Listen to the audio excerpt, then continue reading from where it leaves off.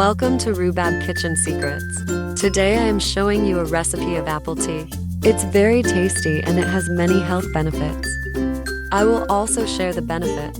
Watch the video till the end. Let's make it. For this recipe, we need 1 apple. And cut the apple into small pieces.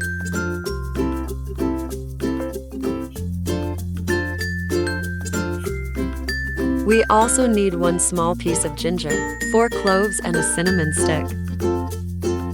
Now take a pan and put all ingredients in the pan. Add 4 cups of water. Cook until tea remain half. After 6 to 7 minutes tea is ready. Turn off the flame.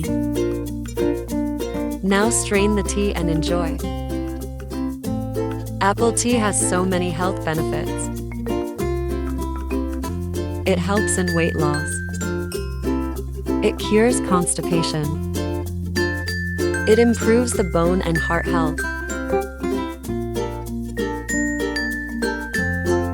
It improves vision and boosts the immunity.